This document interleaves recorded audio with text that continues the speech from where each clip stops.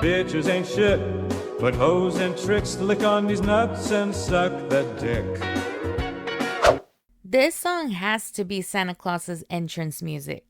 As always, make sure to follow my social media accounts at It's Lielers on Instagram, Threads, and X, and subscribe to the YouTube channel at It's Lielers. And also do not forget to follow me on TikTok at Lielers. Lielers on TikTok. We are almost 2 weeks away to wrap up the year, and then can you believe it? In 10 days, it's Christmas. Oh my god, this is the one thing I don't like about the holidays. Like, as soon as Thanksgiving is over, boom, the rest of the year just goes by like quick.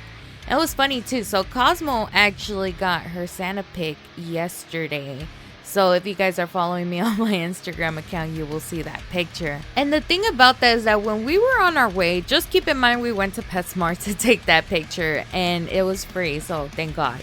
But at the same time, it's like when we were on our way there, so keep in mind, yeah, I live in Houston, whatever. But like, to get to PetSmarts usually are in areas where there's other stores. Usually nearby will be like a Target, right? But it's not just that. It could be like a Marshall's, Ross, all of those shebangs. So, because the holidays are here, everybody is shopping for Christmas presents. So, I'm over there just trying to get to PetSmart to take this free picture, right? It was hectic. Just to get into the parking lot of the whole shopping mall strip. And then the other one is trying to get out. I was like, sweet Jesus. I never realized how packed it gets once Christmas is getting closer and closer, because everybody's buying their presents like last minute. Here's a tip for y'all, in case I didn't mention it like before Thanksgiving. Make your freaking Christmas shopping list on Black Friday, because that's what I did. I literally bought all my presents during Black Friday deals. I saved a ton of money, and now I don't have to worry about anything. So there's that. I was like, what the hell? And that's another thing. I just online shop. So everything gets delivered to my home instead of me having to go over there and like look around. And plus, I always want to have Cosmo with me. So I usually just like order online and then pick up in store. That is it. I usually don't go inside anymore. At this point, I'm like, fuck the stores, right? Or fuck society. But my thing is that, yeah, I had to do some of that stuff too, where it's like, oh, I found it online. I can just go pick it up, take Cosmo with me. We'll go do that little quick errand. But everybody, I get it. Old school, you want to see the things physically to see if it'll fit a certain person or if they're gonna like it, God knows what. Sure, why not? But another thing, it's like, it's crazy. So I'm over here just rambling because it's called the Thoughts of Lielers for a reason. But I'm like, okay, most of the shopping malls are getting shut down because there's not that many people that will shop around. And because of that, other people have to rely on going to other shopping malls to get the things that they need. And that's why it's so hectic. But I'm like, are shopping malls really gonna close? Because that's a lot of people that I saw. And it wasn't even like a shopping mall. It was like a whole store strip, Think of it like outlet mall in a way. So at the same time, I'm like, I don't think we should close down shopping malls. But then again, people are still shopping online. I don't know. But and speaking about shopping, I forgot to mention to you guys. So we talked about the comic book that Sleep Token released called The Teeth of God. It is actually being already delivered to so many fans. I'm still waiting for mine. Yes, I ordered myself the comic book. So that's what we're going to be talking about in the following week's episode. So yes, I mentioned it last week and I'll mention it again. There will not be a podcast episode next week because I will be on Christmas break. I need my me time, and I think everybody should dedicate their me time just being away from social media. Yeah, sometimes I do get fed up with social media, but at the same time, I be bored and I'm just like, what's happening out there? So there's that. But at the same time, I'm like, I know everybody needs their me time, whether if it's just going outdoors and whatnot. I'm thinking about taking Cosmo to a dog park and, maybe find my soulmate. Who knows, stuff like that. But at the same time, I'm like, I just need to decompress because it's been fucking stressful. Like, I'm already fed up with some things personally that I wish I could lash out on this podcast, but I'm not. Y'all don't need to know all that business. So there's that. But here's the thing. Yes, next week there won't be a podcast episode, but the following week we will be back to wrap up the year. And of course, we're going to be talking about that comic book. I really want to see what it's all about. So that's why I'm like, okay, as soon as I get my comic book, I'm going to read it and I'm going to throw my thoughts on it. So we're going to have like a comic book review in a way. And that's my thing. I do not know a lot about Sleep Token. And we're going to be talking about them like later on in this episode. But I really just want to read it, get entertained, see what it's all about. Because a lot of people that are fans of the band have been craving to read this comic book. And yes, it was hella expensive. So I'm like, yeah, I need to read it. So there's that. So that's what we're going to be talking about in the following week. But this week, we're going to be talking about yesterday's results from Saturday night's main event, winners from the Billboard Music Awards and the Game Awards, and we have a shit ton of movie news. What? Finally. So, without further ado, let's go ahead and get this episode started. Really quick before I dive into the movies category, I really wanted to make this quick announcement or like this revealing news in case if you guys didn't know. And it's targeted to the people that are subscribed to the YouTube TV service. At this point, I don't even know if I should call it inflation because every other streaming platforms have been increasing their prices for so much, and I'm like, I'm just like fed up. It's not even just Netflix anymore. Like Disney Plus has increased their prices. I think Hulu at one point, Peacock also increased their prices. And I'm like, oh my god, I miss it when everything was cheap. But if you want the cheap service, you gotta go with the ads. I'm like, this is what we get. But YouTube TV is increasing their prices yet again. And now, if you want to subscribe, whether you're an existing user or like a new user, you have to pay almost $83 a month starting January 13th. That's literally almost $1,000 per year just to watch TV channels. And people are already frustrated, and it's like, you know what, at this point, just go ahead and get cable. Like, a lot of people are also like, well, who watches cable anymore?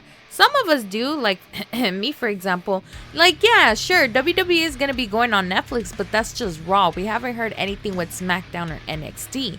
And because of that, we need our cable. And then, of course, we're going to talk about it later on, but the series finale of Yellowstone is also going to be premiering tonight, and we have the channel. So I'm like, yeah, we rely on cable. Sure, we don't watch all the channels, but it's there.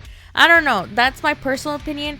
Plus, there are other like cable providers that are offering streaming services that are for cheap. Like, for example, Sling TV. I think you only get like a certain package. At the time, I remember it was $25. I'm pretty sure it's 30 by now, or probably more. Who knows? But again, it's not my cup of tea. So I was like, nah, fuck that. But yes, YouTube TV is hella overpriced. So if you guys are subscribers on that, maybe y'all need to consider either going on cable, try to get a deal through other providers like DirecTV, Xfinity, or like in other places they have Spectrum. I don't know if Alabama still has Charter Network. I remember that. But anywho, let's go ahead and kick off the movies category, starting off with 28 years later. We finally got the trailer. I saw it and I'm hooked. Here's the thing though. So the trailer itself kind of gives you a recap of how, I don't know, the infectious disease, the zombies started coming around. And then it say, oh yeah, 28 days became weeks, and now they became years, whatever. And now you get to see how society has been coping with, infectious disease or zombies roaming around the world 28 years later. Of course, we already know that Aaron Taylor Johnson is going to be starring in this film, and we actually get to see him. What it looks like, they're hunting for food, and it looks like where he's living, it's like in a remote community in an island, and there's only one way in or out.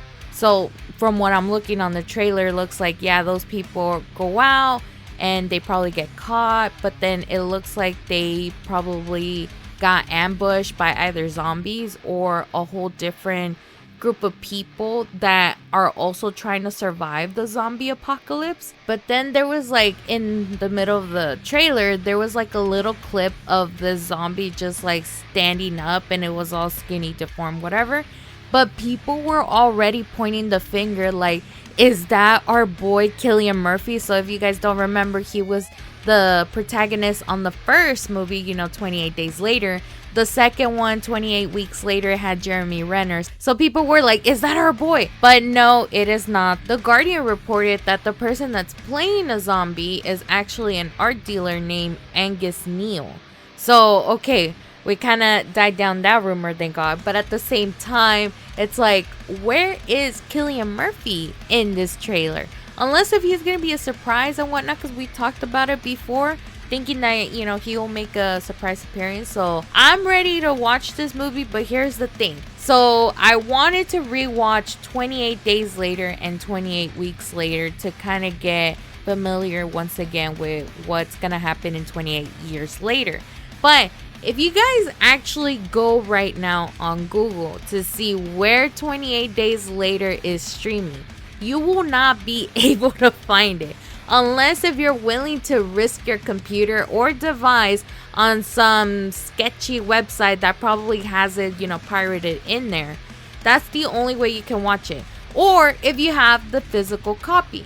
Why is that reason? So apparently Disney lost the rights for the movie, and now the person who created this owns the movie and has a say whether it can be streamed or not. So far the person's like, no, fuck y'all. I have it. Y'all can't watch it unless if y'all have the physical copy. So because of that, you won't be able to even buy it digitally. So like if you were to go to what I think it's called Fandango at Home, Movies Anywhere, Prime Video, you cannot find it. You can find 28 Weeks Later, but everybody does not like that movie. Like everybody hated it and whatnot. But at the same time, it's like, okay, I'm kind of, bummed about it. And here's the other thing. Because of this news, everybody started saying, you know what, I'm going to go ahead and take advantage of the market. So you can actually buy the physical copy, probably on eBay or some other resellers. But these people are now scrapping your money by selling this DVD, who was probably found at a $5 bin somewhere in Walmart. And they're charging people to go buy it for like $40+ literally. I'm like, I am not gonna spend almost $50 just to watch this movie once again. I'm like, no, fuck no. But it's kind of bummer, for the new fans who have not watched this movie, especially people who weren't even born whenever that movie was released, because that movie was released in 2003. I probably watched it whenever I was in my horror era back in 2008. But at the same time, I'm like, I don't remember anything because the dialogue back then didn't click on my brain. So I'm like, great. I'm kind of at loss here. So yeah, so do what you will with that information, guys. But I am definitely going to be watching this movie that's going to be released on June 20th of next year in 2025. So yeah, we're probably going to do a movie review. We will see. But yeah, I'm already excited because if you think about it, when was the last time we saw an actual good zombie movie?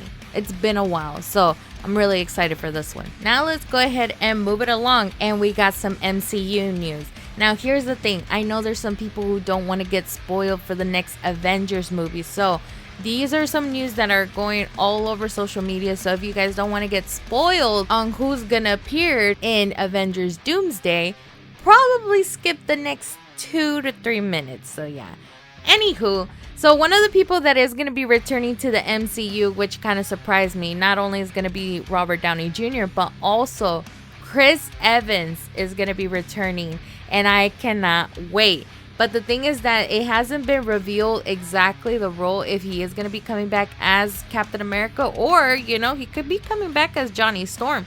Anything can happen at this point. We already saw him in Deadpool and Wolverine, so I'm excited. But yeah, it's not only just him.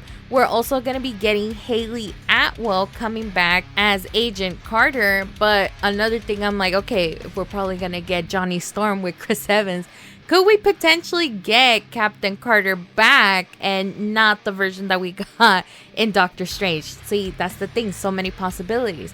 Because of these news, I get it. A lot of MCU fans, including myself, are kind of upset that we're finding out the news before the movie comes out. I loved and missed the secrecy that we got, especially like Avengers Endgame, where everybody just started showing up. You know, we were losing our minds because there were surprise cameos. But then we got this, and it's like, bro, I kind of wanted to see that in theaters. And then some of you are like, well, why are you telling us now? I'm like, because if I found out, I kind of want y'all to find out too. So I don't know, guys. Like, I'm really bummed. Don't get me wrong. I'm mad that I wanted to get to see this experience whenever Avengers Doomsday comes out. But at the same time, maybe they're probably doing the same strategy that they did with Deadpool and Wolverine, because we did get to see, like, for example, X-23 on the trailer. And again, I was like all bum and all, because I'm like, I would have loved to see that surprise cameo in the movie theaters and not on the trailer. But then it turns out there were so many other surprise cameos in Deadpool and Wolverine where I'm like, okay, I'm gonna lose my mind then. So I'm like, who knows? But Robert Downey Jr. and Chris Evans, they're big. Like, I don't know. Like, I guess it's whatever at this point. Anywho, let's go ahead and move it along.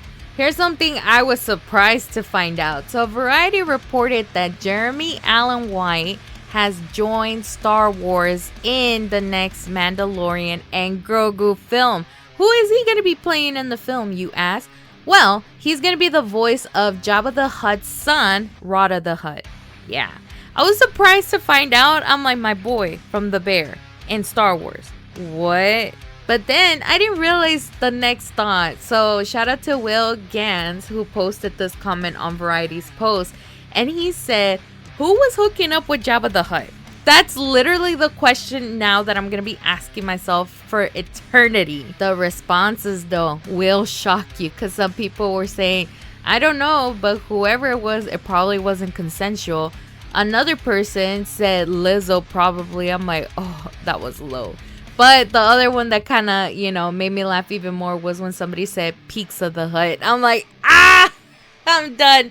But yeah, I don't know who. I'm pretty sure the people that know like the whole Star Wars story know the answer for it. So let me know in the comments somewhere. Just saying. Now let's go ahead and move it to Sony news. So it is said by IGN that Sony is reportedly giving up on its expanded Spider-Man universe, and that means Venom, which we already knew that's done, Madam Web, and then of course Morbius, and now Kraven the Hunter. So yes, Kraven the Hunter is currently in theaters, and so far it only reached like around 11 million on the box office, which happens to be less than what Madam Web received. Madam Web, whenever it got released the first weekend, it received like 15 million. So far, like IGN's report says that the only reason why they're already shutting that whole thing down is because Sony has made the projects that they wanted to make. Or, you know, on the other hand, you're probably like, it did so bad, we're just done with it. But who knows? That's what they said. And speaking of the Spiderverse, we have some breaking news for you guys, because I just found out, and this was posted like literally 2 hours ago. So Culture Crave says, and they got it from Deadline, that supposedly Sony has no plans to release Spider-Man Beyond the Spiderverse this coming year in 2025. It's definitely going to get pushed for next year. One person by the name of 18000 Don't Fear Itself says they just scrapped the script and started rewriting it. Why is anyone surprised that it's not coming out in 2025? Another person says and hopes that it will get released before GTA 6. And it's crazy because when you think about it, anything that's focused with Spider-Man does good. But anything else, like extended wise, whether if it's Spider-Man's villains or backstories, it's just not gonna do so well. So Culture Crave actually provided like a little infographic of the Rotten Tomato score for the extended, you know, Sony Spider-Man universe. And thank God, Venom is on top of the list. All 3 movies. So literally the highest one, even though it's still a Rotten Tomato score, Venom Let There Be Carnage is standing at a 58% Rotten Tomato score. Venom The Last Dance is at 41%, and then the first Venom is at 30%. And then comes Kraven the Hunter at 16% Rotten Tomato score. Then Morbius at 15% and Madame Web at 11%. Sweet Jesus. And part of me, yeah, like I want to blame Sony. Like, what the fuck? What happened? And everybody also wants to know like what was going on behind the scenes whenever they were making these movies, because again, now that they're bringing down Spider-Man, Beyond the Spiderverse, like it was so good, and now because of these delays, like people are getting upset at Sony. So come on, y'all. Like, I get it. The competition is really high, especially since the MCU kind of set it up there. But the Sonyverse was just not it. The DC universe, though, it is trying its best to get back on top now that James Gunn is taking in charge.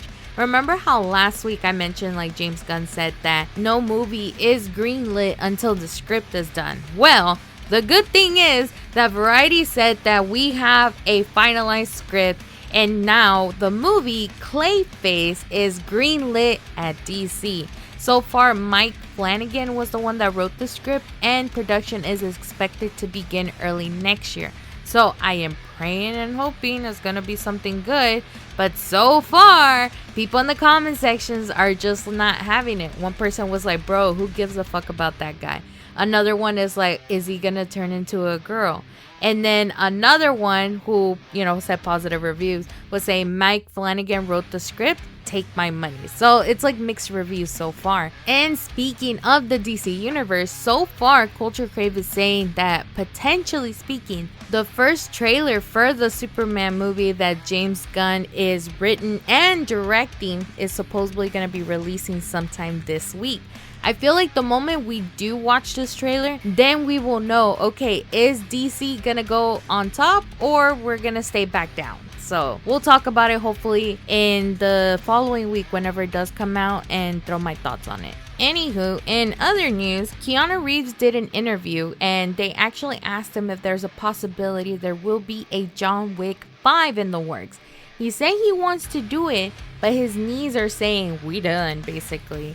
Then I love how the Sonic 3 director Jeff Fowler says that Keanu Reeves can voice Shadow for years to come, or in other words, till he's 90. But yeah, no, I feel like he did mention it before, and I think he's trying to like be nice about it, that he's really done with doing any John Wick films. That's why they're doing all of these prequels or, extended universes. We got the ballerina coming in already, and we got the trailer, and he's making a cameo appearance, which is good. But like action wise, that requires for Keanu to do some of the stunts. He's like, yeah, no, my boy's old, he needs to retire, and we got to protect him at all costs, which again, I totally respect his decision. So we'll see what's gonna happen. But John Wick standalone films, yeah, I think that's done. Anywho, and yes, I did say I have a ton of movie news, so yeah, let's go ahead and keep it moving. So Barbie's director Greta Gerwig is apparently working on the Chronicles of Narnia film, which happens to start filming on July 2025. And she said, quote, "It's a very new take. It's all about rock and roll." What does this mean? Hopefully they make it a little fun. Who knows? I remember seeing the first movie when I was little. I tried reading the book, but it just never clicked. So yeah, I don't know. I'm curious, but at the same time, there's a possibility I might not watch it. Now, the next thing I want to talk about is kind of surprising to me, but Collider reported that Warner Brothers has officially announced that Final Destination Bloodlines will be coming to theaters in May 2025. And because of this release date, there was already a movie called Flowerville Street that is now going to get pushed until the following year. So I haven't been talking about that movie, so I don't know anything about it. But here's the thing. So Final Destination 6 will be releasing 2 weeks after the Marvel's movie Thunderbolts, and then it has like a week to shine because then after that, Mission Impossible, The Final Reckoning, and Lilo and Stitch is going to be coming out on May 23rd. But I still feel like it's going to flop at the movie theaters. I mean, come on. I get it. Some people are like, finally, it's not a horror movie that's people being possessed. No. I've seen Final Destination. Same thing to this day. I'm still traumatized because I've seen it when I was little. I think that movie like initiated like my paranoidness, where like sometimes, for example, like electrical outlets, I make sure they're clean before plugging them in, because sometimes I feel like it's gonna spark a fire or I'm gonna get electrocuted. And I think other people can also relate whenever, like, for example, if you're driving and you happen to be behind a truck that's carrying like those massive lumber, where that one particular scene in Final Destination where it falls off and you're like all paranoid, so you're like, let me move over here just in case to avoid that. I also have that fear with like those big trucks that are carrying cars behind it. I also have that fear that, oh, what if it falls and then, I'm behind it. So, yeah, you just never know. Freaking Final Destination. Yeah, major props to that. But the storyline kind of started dying down afterwards and it was getting a little bit cringy. So, I don't know how this movie is going to do. Now, let's go ahead and switch it up with some Happy Gilmore news. I never seen the first movie, but I'm telling you guys in case if you already seen the first one. Adam Sandler revealed in an interview that the second movie has wrapped filming and Eminem is gonna make an appearance. I'm like, that sounds interesting to watch because even though like Eminem, we're used to seeing him all serious and whatnot, he can be really hilarious. So I kind of want to watch it just out of curiosity. But anywho, let's go ahead and move it along. IGN posted that Disney's Tango will get a live action film and I'm like, oh great. I was surprised because Moana had it faster than Tango, and Tango's been out for quite some time. I don't know who's gonna watch it. Not me. Let's go ahead and move it along.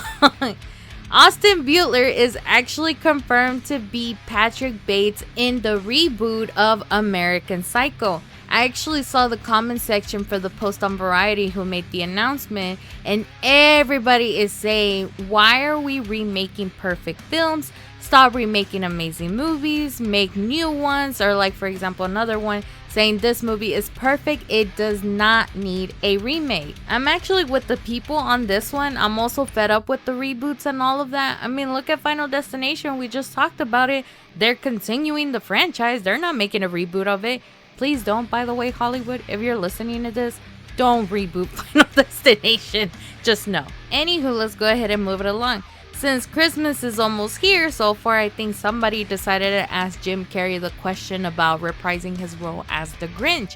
And Jim was actually not opposed to it.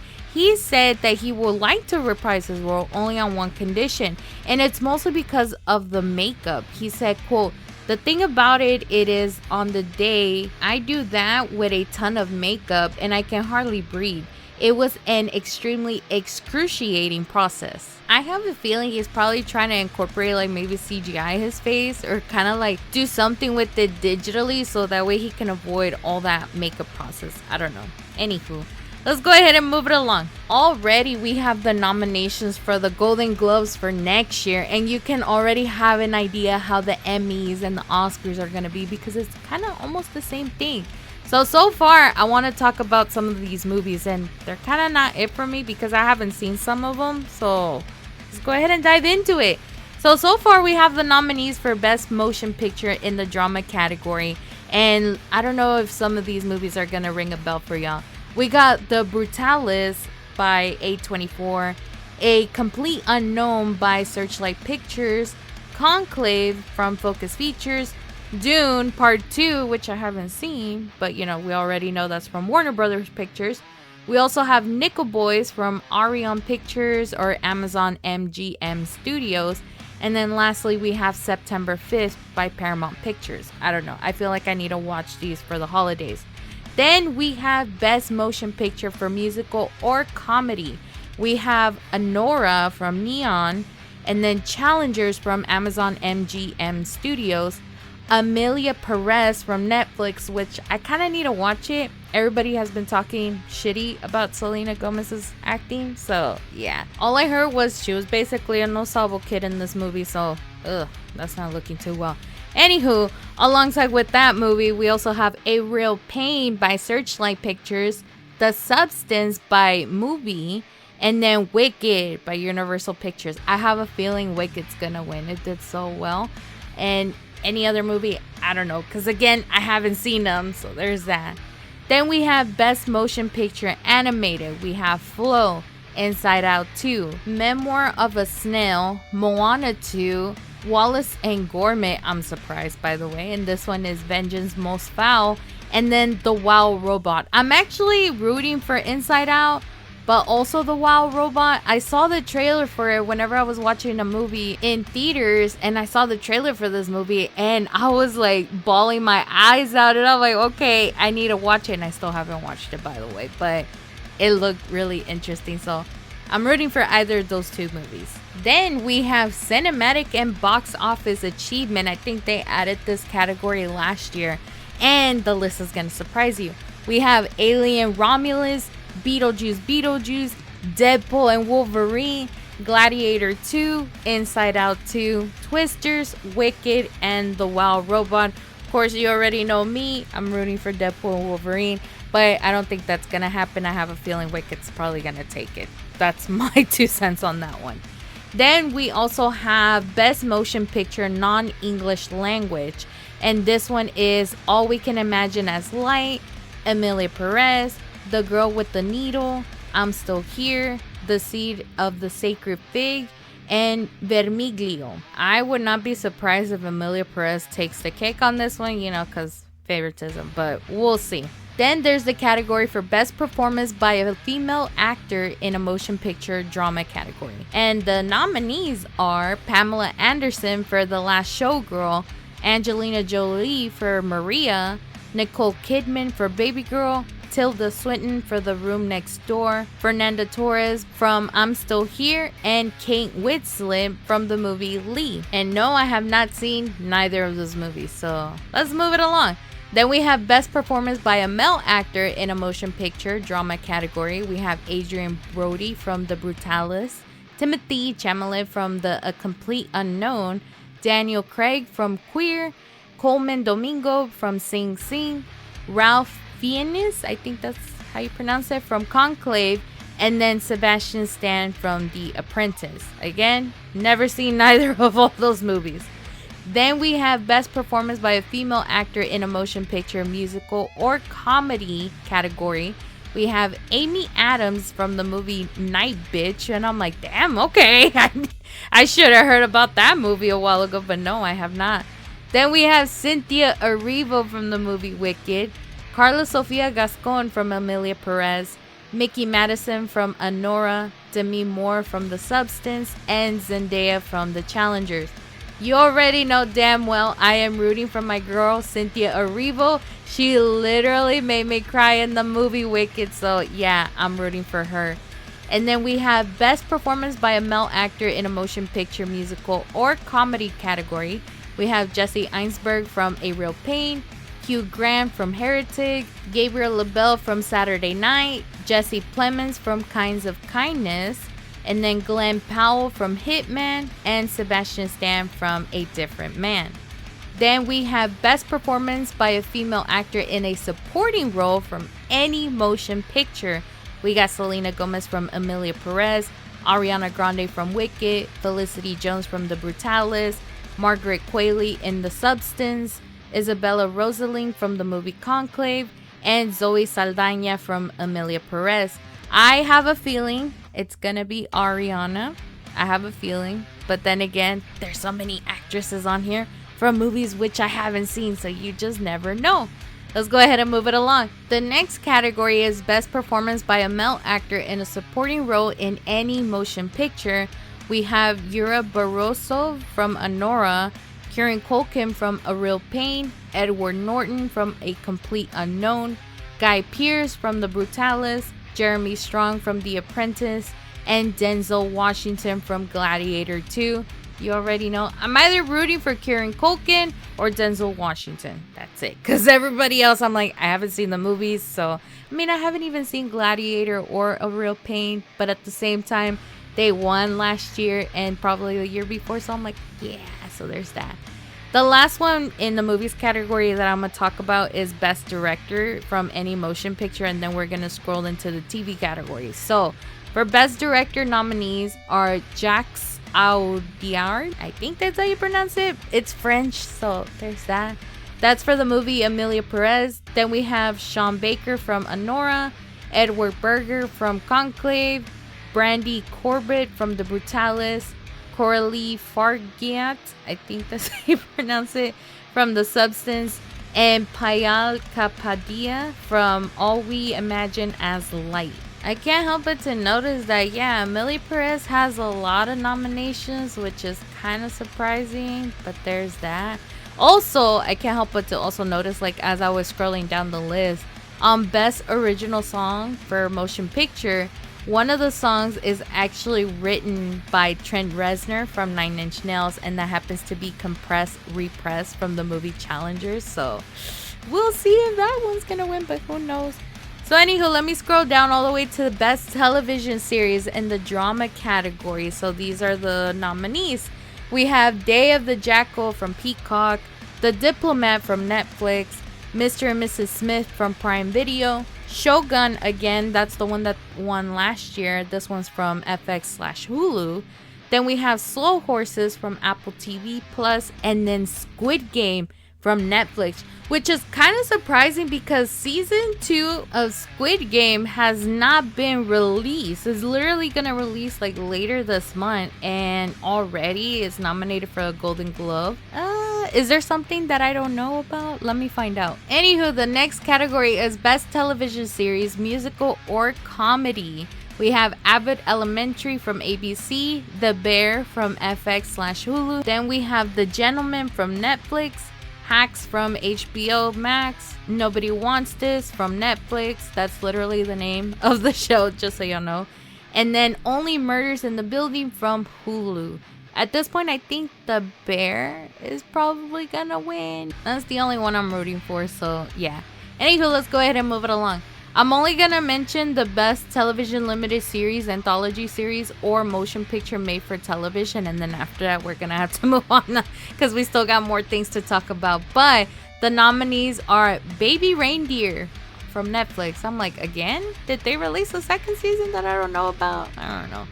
And then we have Disclaimer from Apple TV Plus. Then we have Monsters, which is the one about Lyle and Eric Menendez, the story, which is from Netflix. Then we have The Penguin from HBO/Max, Ripley from Netflix, and True Detective Night Country from HBO and Max. So I watched The Penguin. I actually finished it on Thanksgiving Day. I thought it was good. Am I rooting for it? I have a feeling maybe Monsters is probably gonna win because it attracted so much attention to the point that the people that were investigating the case had to reopen it and now are trying to get the Menendez brothers out of prison. So there's that. But anywho, those are the Golden Globe nominees. There's so much more from that list, so if you guys want to check out the rest, go ahead and look it up. So now let's go ahead and move it along. So I mentioned last week Actors on Actors is going to slowly start releasing episodes throughout the week, and we finally have a few that I wanted to talk about. So far, Ryan Reynolds and Andrew Garfield did talk about that little moment they had during, I think it was the Oscars, where they had that little kiss moment. But they talk about other things that were, it's just so hilarious. It was so humorous and whatnot. But I wanted to talk about Angelina Jolie and Cynthia Erivo. I swear to God, if you guys watch the video, it's out there, by the way, for y'all to check out. But when I'm watching it, for example, I feel like I'm listening to like a really peaceful interview where I just want to fall asleep because it's so soothing. Like, they match each other's energy, and I love how Angelina is over there talking so great about, you know, Cynthia, and you can just look at Cynthia's face and she's just like in awe. And everybody was like in the comment section saying like the aura in this video, like, oh my gosh, two queens in one room, like, it's so iconic. So I love it. Definitely check it out. But they're just talking about each other's work. You know, obviously they did compare how they brought to life a villain's story, how I mentioned last week. You know, Angelina Jolie played Maleficent, and then Cynthia Erivo played the Wicked Witch of the West. But then they also brought musical topics, because I did not know that Angelina was in a musical or, like, you know, in a movie where she had to sing. And she brought it, but then Angelina's like, oh, that's nothing compared to you. Like, and she was telling to Cynthia, and Cynthia's like, no, like, you're a queen too. Like, you've done amazing work. I'm nothing, you know, but it was really beautiful. I love that. So I'm glad that Variety actually had them two together, because if you look at the one with Ariana Grande and Paul Mescal, you know, it's not that they were being goofy, but it was just more like, you know, chill and whatnot. And yeah, I get it. They're having like a little moment because they did Barbenheimer with Cillian Murphy and Margot Robbie, and they wanted to do what I call Wikiator with them two. So I'm like, yeah, no, perfect pairing. So there's still more episodes to come out. And then while we're in this topic, Variety also released the Directors on Directors episode list. Kicking off tomorrow, literally December 16, is going to be Denis Villeneuve from, Dune Part 2, and Luca Guadagnino. I think I'm pronouncing that right. He's from Challengers and Queers that we were just talking about in the Golden Globes. And then on December 17, we have John M. Chu from Wicked, and he's going to be with Sean Levy from Deadpool and Wolverine. That's going to be interesting. I definitely want to watch that one. And then December 18, we have Matt Reeves from The Batman with Zoe Kravitz from Blink Twice. And we already know they collaborated because, Zoe was Catwoman in Matt Reeves' film. So that's also interesting for DC fans or just anybody that has watched the Batman movies. And then on December 19, we have Brady Corbett from The Brutalis and Sean Baker from Anora. And then wrapping up just this whole little season on December 20th is going to be Helena Range from Baby Girl and Pedro Almodovar from The Room Next Door. Oh my god, and that actually wraps up the movies category. Do you guys see how long I've been rambling? Yeah, already past the 40-minute mark. So now we gotta skim through every other category. So now let's talk about TV. The first thing I wanted to talk about is Secret Level. If you guys have not watched it, go do so because it's out on Prime Video. I watch all of the episodes, and keep in mind, some of them are like really short. We're talking less than 10 minutes. Yeah, because I think I watched like the first 6 or 7 episodes during my lunch break at work because that's how short they were. But here's the thing. My favorite episode, I think it was episode 3, which is The New World, The Once and Future King. I love every moment of it. It kind of gives you like a learning lessons to stop being greedy or stop thinking that you're all high up when in reality you're not. So definitely go watch it. That's the one that's voiced with Arnold Schwarzenegger. So I highly recommend that one. My second favorite episode was the Warhammer one, which they call And They Shall Know No Fear. It was so cool. I was like, man. Wait till I gotta say about, because we gotta talk about Warhammer 40k in a bit too, but this is for Henry Cavill. But I'm like, imagine this, and then for what's coming up with the series itself that Henry Cavill's gonna make, oh my god, like, it was amazing. So that one I also recommend. I watched the Pac-Man episode, and that one was so odd. Like, we talked about the trailer last week, and when I saw the episode, I get it. It's basically like a repetition of, when Pac-Man dies, you gotta restart the game, this, and that. But it gave you a whole different story because, of course, Pac-Man, I guess you would say, he's in the middle of the forest trying to survive, and he doesn't survive, then, restart whatever. And when he tries to get out, it turns out he can't escape, and he's trapped in there in all eternity. But then he restarts his life back to where the episode starts. And it was kind of creepy, but at the same time, like, I don't know, it made me feel weird. Like I mentioned last week, it was more like Destiny, like Kate 6. But think of it like a deteriorating Kate 6, depressed and whatnot. That's the vibe I got. But anywho, the other episode that I was kind of hooked most of the time was the Unreal Tournament Zan episode. Like, it makes you see in the other side if artificial intelligence ever does take over. It's like, don't take advantage of the robots because then the robots are going to try to get their revenge against humans. And that's basically what it was. But it was very entertaining. I liked it. I was rooting for, the robots instead of the humans. So there's that. But anywho, definitely go check out Secret Level. All the episodes are available to stream on Amazon Prime. So now let's go ahead and move it along. We got to talk about Yellowstone, how I mentioned earlier. So the series finale is tonight. I'm trying to wrap up this episode before it premieres because I'm already like trying to see what's going to happen. And even though this series is going to be over, the story with the Duttons is not completely over. So far, they have said that there's plans about expanding the Yellowstone story with just only Beth and Rip. So Deadline reported that yes, Kelly Riley and Cole Hauser will be reprising their roles for the spin-off series that they're planning, and Taylor Sheridan will be the one producing, writing it, and all of that. So far, some say that maybe some other cast members from the Yellowstone series are probably going to make their little cameos just to keep the momentum going. So I don't know how it's going to go. I do love Beth and Rip though. Hopefully, as long as Taylor doesn't butcher the storyline, we'll be good. And here's something you guys probably didn't know if you didn't saw the last week's episode of Yellowstone. But Bella did actually made her TV debut with the series. I was like, what in the hell is she doing in here? But then it hit me. I'm like, oh yeah. For some reason, don't ask how I know, but I found out that she's dating a real life cowboy. I forgot his name. And she actually just said, you know what? Forget supermodeling. I want to be a cowgirl. And she's actually like riding horses and doing like some of these moves that I never seen before. So I'm like, okay, major props to her, you know. And I think the guy that she's dating is Hispanic. I think I might be wrong. But I would say, okay, congrats to her.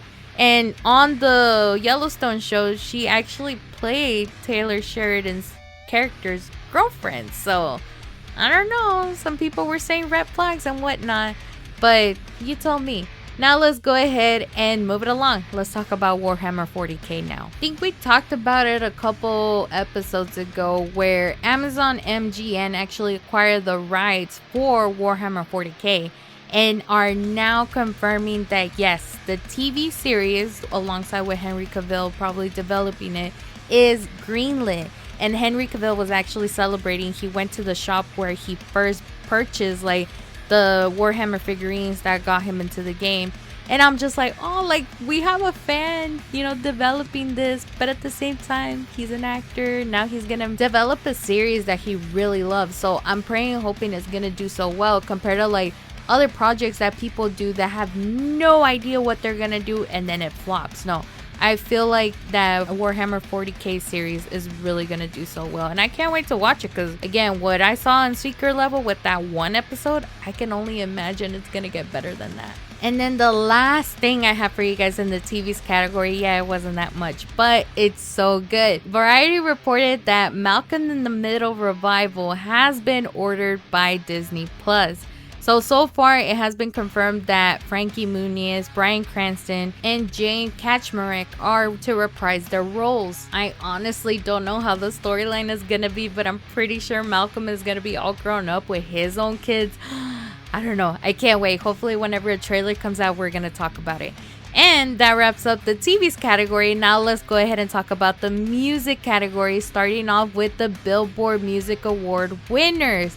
We talked about the nominees. I'm only going to keep it brief. I'm not going to talk about every single category. Usually what I saw is that Taylor Swift dominated most of the categories. And then I'm like looking. I'm like, oh, some of the winners from the rock category had me upset. I think it was just mostly this one. Top rock artist. We mentioned the nominees. And I was thinking, oh, maybe like Linkin Park or Hozier was going to win. No, guess who won? Zach Bryan. Like, first of all, what is he doing in this category? Second of all, how? Like, does Billboard the ones that pick the winners, or do people vote? I don't know how that even worked. But top rock duo / group ended up going to Linkin Park, so I'm like, oh, great. And then they also won the category for top hard rock artist, so I'm like, okay. Top rock touring artist was won by Coldplay. Then for the album category, top rock album went to Noah Kahan for Stick Season. But I'm so happy because top hard rock album went to Sleep Token for the album Take Me Back to Eden. I'm like, whew, okay. But let me go ahead and get all pissy because guess who won top rock song? Zach Bryan featuring Casey Musgroves for the song I Remember Everything. What the fuck, Billboard? You guys are pissing me off. But then, okay, let me calm down because top hard rock song went to Falling in Reverse featuring Jelly Roll for the song All My Life. So I'm like, I guess. Anywho, so now let's go ahead and move it along with some amazing news from System of a Down. So they revealed 3 sold out shows already. I'm not gonna say tickets are on sale. Apparently they sold out. I'm assuming people are reselling it for so much money, but they announced 3 dates, 3 different bands. One of them kicking off in New York City at the MetLife Stadium is going to be System of a Down and Korn on August 28th of next year. And then they're also going to be joined with Polyphia and Wisp. The next one is System of a Down and Avenged Sevenfold. I think Avenged Sevenfold is only touring just for that one date out of the whole entire 2025 year. So they're going to be performing in Chicago at the Soldier Field on August 31st, 2025. Same people again from earlier, from Korn and System of a Down, that are going to be joining them. And then lastly, this one is major. System of a Down and Deftones. They're going to be in Toronto at the Rogers Stadium on September 3rd of 2025. Here's something y'all didn't know. I'm actually going to go see Deftones live next year. I think they're going to be in Houston at the Toyota Center in March. So yeah, I already got my tickets. So yeah. But I'm like, I really did wanted to see them with System of a Down. And I'm like, how much would it cost for me to fly to Toronto? And it's really cheap, but I'm like, tickets are already sold out. And with that being said, supposedly they did announce that System of a Down is going to add another show for all of those 3 that they already announced, just to keep up with the demand. So I'm like, maybe there is a possibility, but I don't know. I feel like that will be something I want to do because I've never been like outside of the United States. I've only been to Mexico, but Canada, I don't know. I'm tempted, but we'll see. We'll see how that's going to go. But yeah, the new dates, I actually had to go on Ticketmaster right now to see if those tickets were on sale. But yes, so the one from Korn, that new date is going to be August 27 and 28. With Avenged Sevenfold, it's going to be August 31st and September 1st. And then lastly, the one with Deftones is September 3rd and September 5th. Oh, I'm really tempted. We'll see. But anywho, if you guys didn't get your opportunity to get tickets earlier, you guys have a chance for the new dates. The next thing I wanted to talk about is Hellfest announcing their lineup. So if you guys didn't know, Hellfest is going to be taking place on June 19th to the 22nd of next year at Clisson, France. I don't know if that's right. But anywho, so far kicking off on Thursday. Oh my gosh, we got Korn, Till Lindemann, Apocalyptica, Electric Cowboy, Kim Dracula, Ginger, Whitechapel, Fit for an Autopsy, and more. And then on Friday, June 20th, they're gonna have Muse, The Hue, The Cold. Then I see The Warning, Within Temptation, Epica, Spirit Box, Kitty, The Sex Pistols, Exodus, and more. And then on Saturday, June 21st, they're gonna have Scorpions, Black Country Communion, Miles Kennedy from Alter Bridge. And it's funny because we also have Tremonti, you know, Mark Tremonti, who's from Creed, also from Alter Bridge. Why can't we have Alter Bridge performing?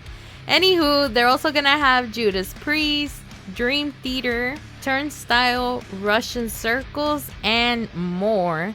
And then the last day on June 22nd on a Sunday, headlining will be Linkin Park. Then we have Cypress Hill, Refuse, Falling in Reverse, A Day to Remember, Motionless in White, Lorna Shore, Poppy, I'm not surprised, Knock Loose, which we already assumed that Poppy's gonna join them.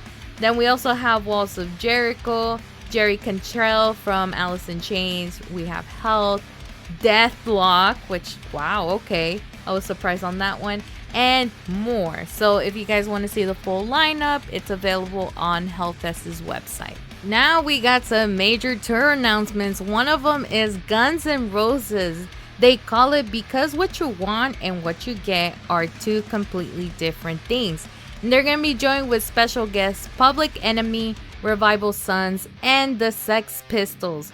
So far, they're going to be kicking their tour on May 25th in Riyadh, Saudi Arabia. I'm sorry if I'm butchering the name. And they're going to be traveling across Europe, ending their tour on July 31st at Wacken, Germany. So far, no announcements have been made if they're going to make their way over here in North America. So we'll see. The next tour announcement is going to be Creed. They're calling it Return of the Summer of '99 tour. So far, North American dates, and they're going to be joined with Three Doors Down, Daughtry, Big Red, and Mammoth WVH. They're going to start off on July 9th in Lexington, Kentucky, and they're going to make their way. So far, no stops in Texas. What the hell? But they're going to be ending their tour on August 20th in Calgary, Alberta, Canada. So I guess. The next tour is gonna be another 25th anniversary tour, and that is for the Used. It says 3 nights each city, 1 album per night. So far, those cities are Detroit, Boston, Sayreville, New York, Chicago, Denver, Salt Lake City, Los Angeles, and San Diego. No Texas. Oh wow. But definitely check out their posts. I feel like this is sponsored by Ghost, the energy drink, because I see their logo and whatnot. But at the same time, I'm like, I don't listen to the Used, so there's that. But the infographic itself will tell you which album they're going to be performing. It's so much, so definitely check it out. And those tickets are actually on sale right now. And the last tour announcement I have for you guys is Mastodon and Coheed and Cambria with the Infinite Arc Tour. I feel like they're always on tour together. And they're also going to be joined with special guest Periphery. And definitely check out these tour dates because they're going to kick off the tour on May 10th in Salem, Virginia. But then there's Knoxville, Tennessee, then Raleigh, North Carolina, and so forth, so forth. I was surprised to see Huntsville, Alabama on this list. But there's no dates in California nor Texas, so there's that. But they're going to be wrapping up their tour on June 8th at Waukee, Iowa. Now let's go ahead and keep talking about more music news. So far, Metal Hammer says that there's a possibility that Bring Me the Horizon is probably going to go on hiatus. Based on an interview that Ollie Skies gave, he said, quote, "We need time to recharge our batteries and have that time away because we haven't." I mean, if you ask me, as long as no other members end up leaving the band, then we'll probably be good. So, and speaking of Bring Me the Horizon, Lorna Shore's Will Ramos actually dropped a cover of him singing the song from Bring Me the Horizon, Top 10 Statues That Cry Blood. If you listen to it, like, go check out the video. Homeboy literally sounds like Ollie Skies. And the way how he does his voice, because we know Will like doing all this screamo and whatnot. My boy has really good vocals, so definitely check it out whenever you guys have some free time. I got 2 more things to talk about in the music category, and then we'll make our way to the gaming category. But really quick, Korn's Bryan Headwelch spoke on the Ever Black podcast and mentioned that the band is working on new music, but it's gonna take a while. He adds, quote, "Dude, it's been 30 years later, man. Try to keep doing it. And we're very happy with what we got, but it's just gonna take a while. And I don't know how long. Maybe next summer, maybe next year, the next winter. I don't know, but it's not gonna be soon. I'm thinking maybe in 2026 or 2027. Either way, I'm glad that he's saying it, that it's gonna take a while, because I don't know if people notice, but same thing with music. If you rush it, it tends to be a little bit bland. But at the same time, Korn, like, they haven't released any new songs for quite some time. And it has been changing drastically compared to how it was first released in the new metal era. So I don't know what to expect, but we'll see whenever it does come out, and we'll probably talk about it. The last thing I wanted to talk about, it's kind of weird because I never talk about Taylor Swift. But the thing is that everybody's talking about it, so I'm like, I guess. So for those that do not know, pretty sure everybody does though, she finally ended her Eras tour. It's been spanning since 2023. Literally, I don't know how many shows it was. I want to say it was like 100. I think it was 150. I might be wrong on the number.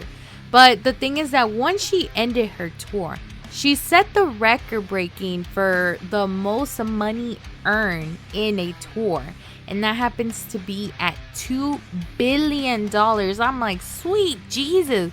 But yeah, it makes sense because obviously, one, there were stadium tours, and two, they were literally sold out. Most of the shows were like jam-packed with so many people. So I guess it makes sense. So I would like to say congratulations to Taylor Swift for making history. And that kind of shows how Swifties are. Literally, don't mess with the Swifties. So yeah. Anywho, that wraps up what I have for you guys in the music category. Now let's go ahead and talk about gaming. The first thing on the list, and by the way, if you made it this far, we're about to reach the hour mark, or we probably did. So thank you for you guys that are listening this far, and fuck it, we're gonna surpass the hour mark and see how much longer I can go with this episode. But anywho, the first thing I wanted to talk about in the gaming category is the winners of the Game Awards. So they were finally announced. And no, I'm not going to talk about every single category. No, I'm just going to talk about just a few. Probably maybe the same ones that I talked about on last week's episode.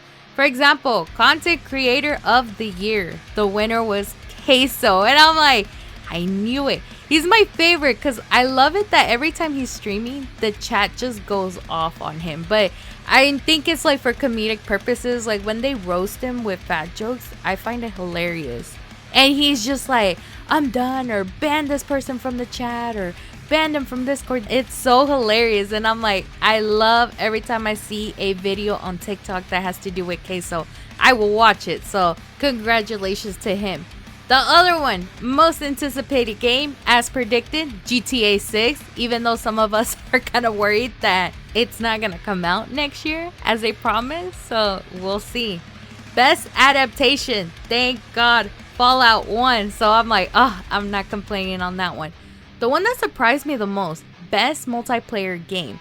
I was thinking, I think I said I was either Warhammer 40k or Black Ops 6, but surprisingly, or maybe because I don't know much about this game, but Helldivers 2 won that category. I was like, what?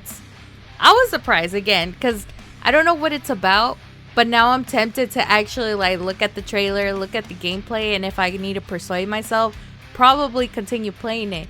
Why do I say this? Was because once I saw that they won the category, in case you didn't know, PlayStation also announced their collaboration with Helldivers 2 and are releasing their DualSense controllers, and it looks pretty cool. Like when you look at it, it gives me Bumblebee vibes in a way, but like it's black, it has like the yellow paint job and a few gray here and there. I don't know how to describe it because again, I never played the game, but definitely check it out. And I guess you would say it's a way of PlayStation saying congratulations maybe. So yeah. The other one that also surprised me was best community support. I honestly thought Fortnite was gonna win, but Baldur's Gate 3 ended up taking the win. And then I'm like, oh wait, I forgot that game won Game of the Year last year, so it makes sense. And then best ongoing game, I was like, okay, well, since I already got thrown off earlier, Helldivers 2 also won that category. I thought Destiny or Fortnite again was gonna win, but I guess. And then the main category that everybody was looking forward to was Game of the Year. In case you don't remember the nominees, it was Metaphor ReFantazio, Final Fantasy VII Rebirth, Elden Ring Shadow of the Erdtree, Black Myth Wukong, Balatro, and Astrobot. I was rooting for Black Myth Wukong. Just know that. Let the record show that. Unfortunately, and I say it like that because I was thrown off, the winner went to Astrobot. I don't know how in the hell, but then again, it makes sense because they also won Best Game Direction, Best Action/Adventure Game, and Best Family Game, so yeah. Of course, a lot of people were not happy about it. Like one person in particular just said, worst Game of the Year winner ever.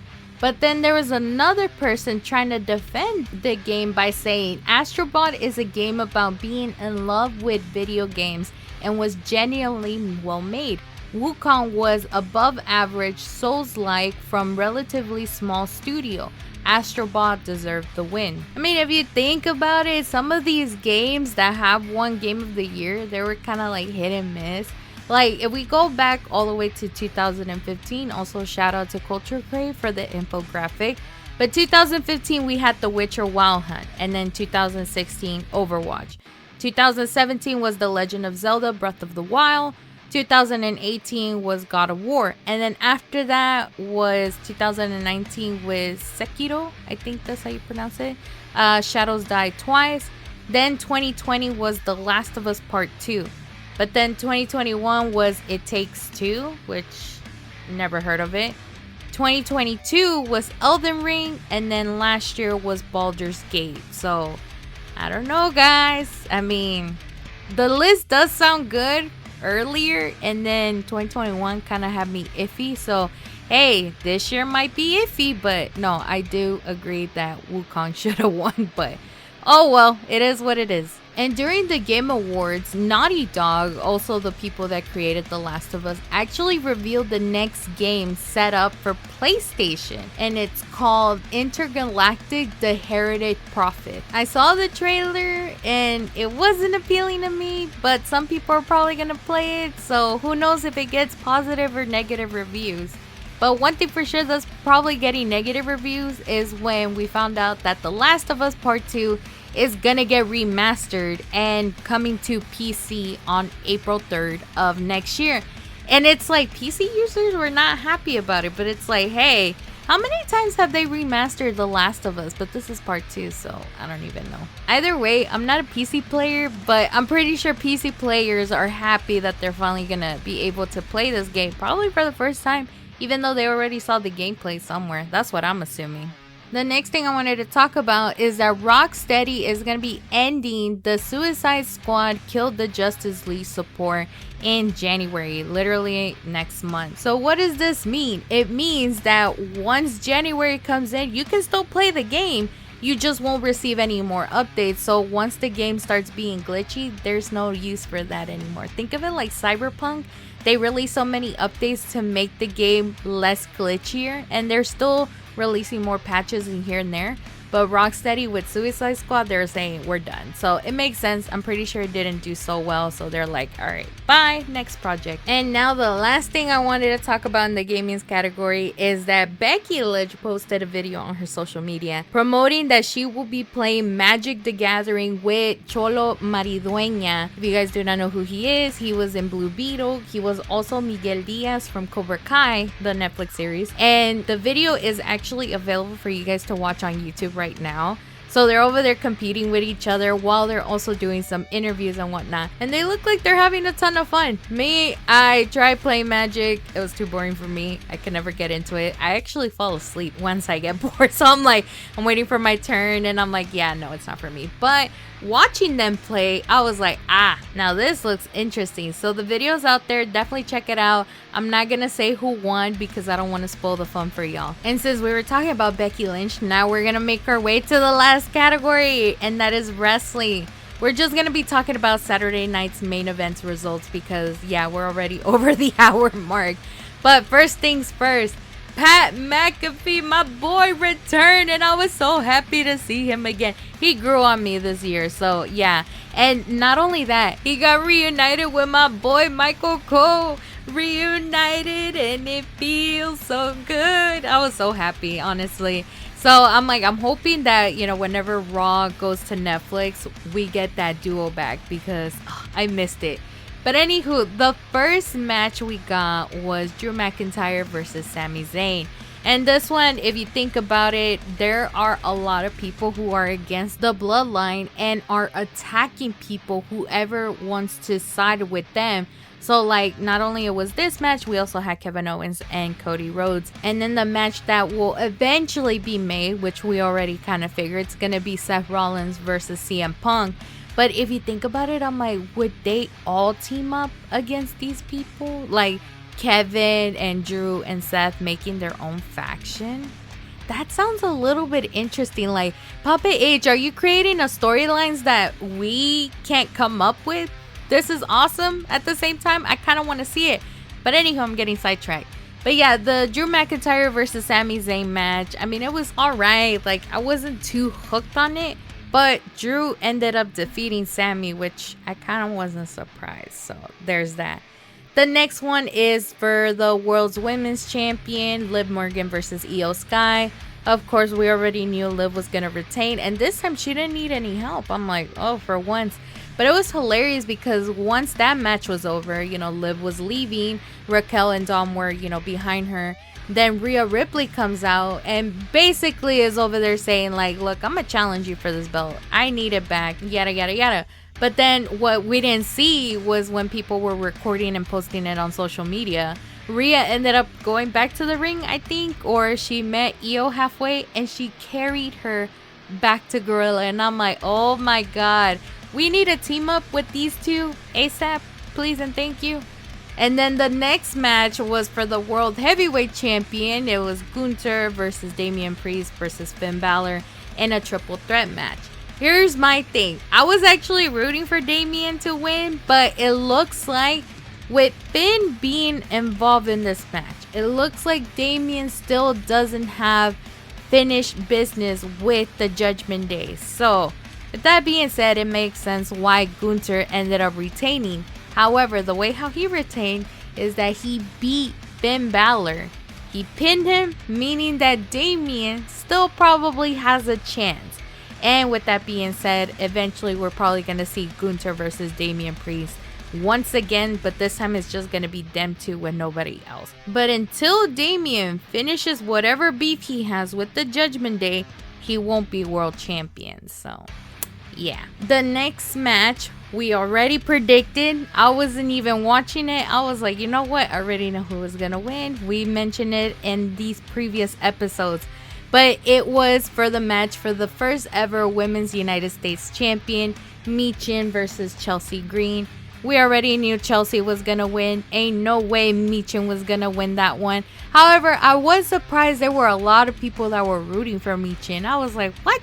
How? Like, I can't see her as a good competitor, but then again, I also can't see Chelsea Green as a competitor. So either way, a lot of people are already thinking that eventually Michin is going to come out for revenge and try to take that title. So we'll see how that's going to go. But yes, congratulations to Chelsea Green for being the first ever Women's United States Champion.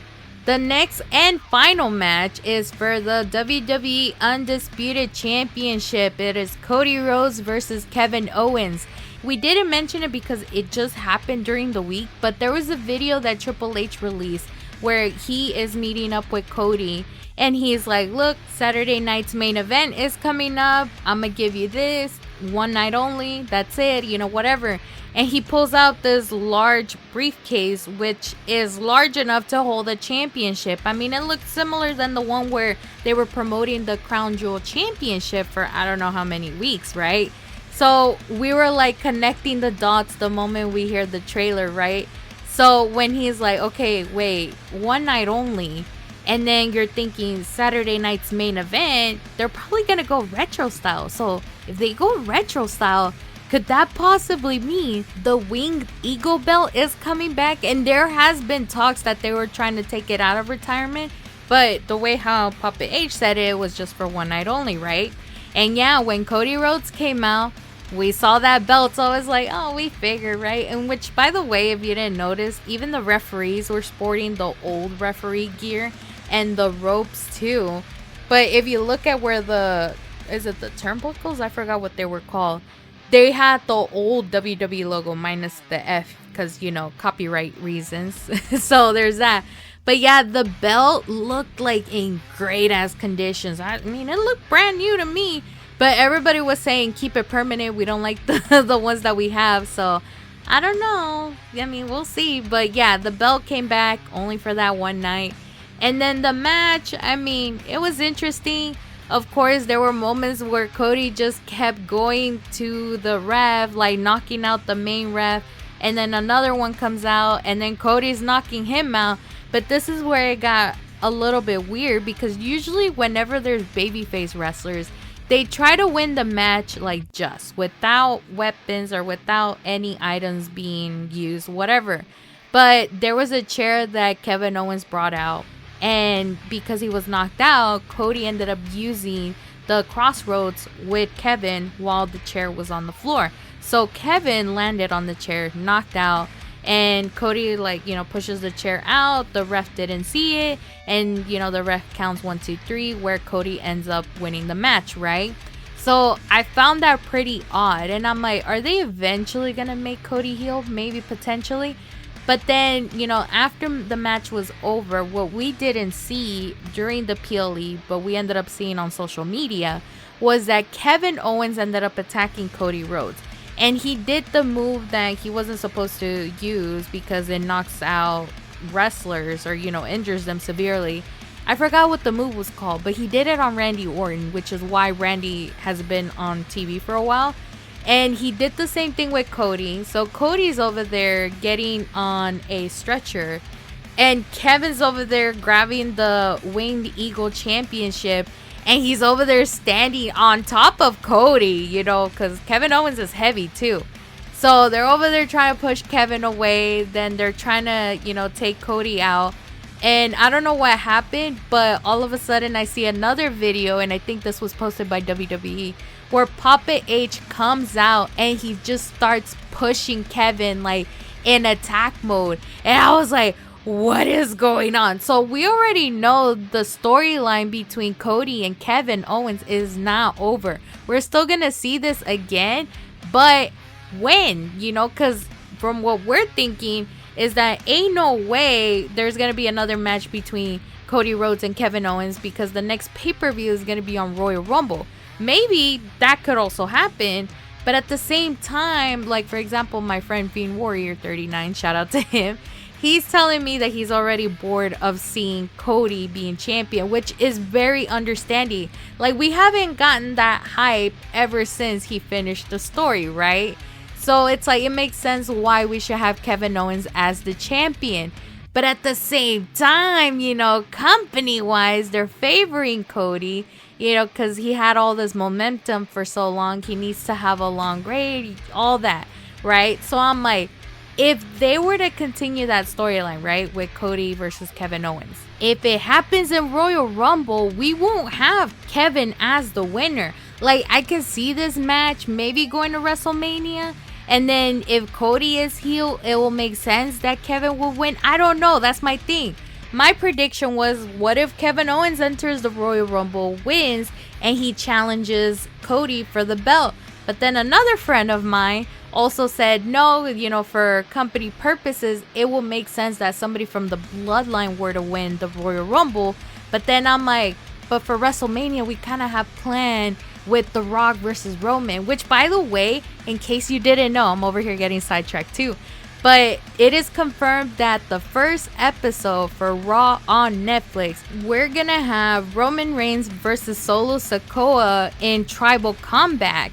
So that kind of eases down the bloodline storyline. So I don't know, there's so many things, it can go so many ways, and this is why I'm so excited for Royal Rumble. Once Royal Rumble happens, then the storylines get even more interesting, because it's gonna lead to WrestleMania, and then we gotta do that whole loophole all over again. But yeah, that's the thing. WrestleMania is very entertaining because these storylines either continue or die off, and it usually tends to die off. So I don't know, I'm excited, but we'll see how that's gonna go. And with that being said, that wraps up this week's episode. As always, make sure to follow my social media accounts at It's Lielers on Instagram, Threads, and X, and subscribe to the YouTube channel at It's Lielers. And also do not forget to follow me on TikTok at Lielers. Lielers on TikTok. Oh my god. So yeah, we rambled over an hour, but if you made it this far, thank you guys. Also, do not forget, next week, there will not be a podcast episode because I will be on my Christmas break. But yes, I will be back the last Sunday of the year, which is what, the 29th? I forgot. But we're going to wrap up that year with one more episode to go. And we're going to be throwing my thoughts on the series finale for Yellowstone, because it's about to happen any minute now. I'm going to go watch it. and we'll talk about that. And I'm probably gonna do a movie review for that one vampire movie that's coming out on Christmas. You know which one I'm talking about, with Bill Skarsgård and Lily Rose Depp. You know that one. I can't pronounce it right now, and I'm exhausted at this point. But yeah, it's a maybe. I don't know. I can't guarantee it. But for sure, we're going to talk about Yellowstone. And we're going to talk about other things you may have missed in pop culture. So since we're not going to do an episode next week, Merry Christmas to everybody. Stay safe. I hope you guys get the gifts that you wanted. Or like I mentioned earlier, get your me time while you can. So as always, I hope you guys did enjoy this week's episode, and I will talk to you guys on the next one.